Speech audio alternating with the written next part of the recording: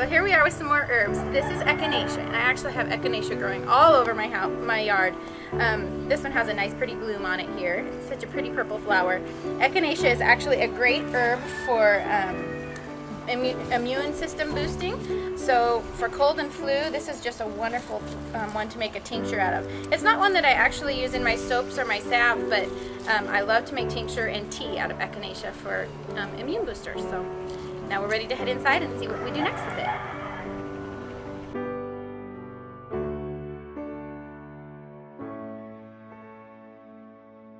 Okay, so we've gathered our herbs, and I have already washed these. I didn't show washing, but I've washed them so they're already clean and ready to dry. I'm going to show you how I like to tie them up to dry. So you just gather them in a bunch. I use a little bit of cotton string. It can be any kind of string. I like the cotton because it doesn't slip as much. And then I kind of tie it real firm, not so tight that you're going to cut the herb in half, but real firm because as they dry they are going to shrink. So make sure it's nice and tight. Then I've made a little label. I like to put the label, after they've dried, they don't always resemble what they were on the plant. So I like a label on there for sure. And I always put my harvest date so that I know when they were started to dry. Then I just kind of fold it over the string and let it stick to itself there. It's nice and easy to read. What works best for me is I take a hanger and a clothespin, and this actually hangs really nicely on the track of my garage door in my garage. So I just flip the clothespin around the string and the hanger, and it's conveniently hung and ready to dry for about 3 weeks and then ready to use.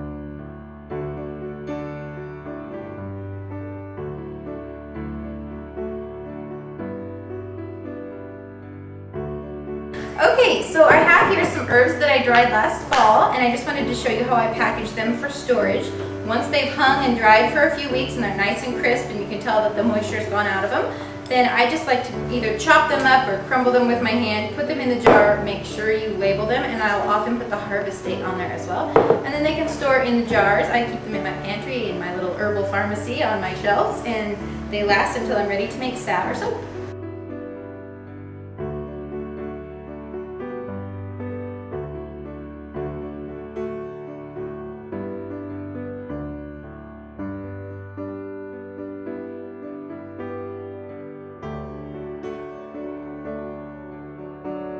If you're like me, you love fresh produce. We love our garden, and all the things we grow in our garden we try to keep as much as we can preserved throughout the winter so we can have just a little snippet of what the summer harvest is going to bring. And I've done all kinds of different canning. We have pickled asparagus, beans, apple cider, apple butter, all kinds of jellies. We harvest our currants and our strawberries for jelly and jam. We have pumpkin and pickles and tomatoes, all kinds of yummy things. The kids love to come shopping for things to eat for dinner in here. They love to have their choice of applesauce or whatever they get to eat for dinner. So it's fun to have these things all year round.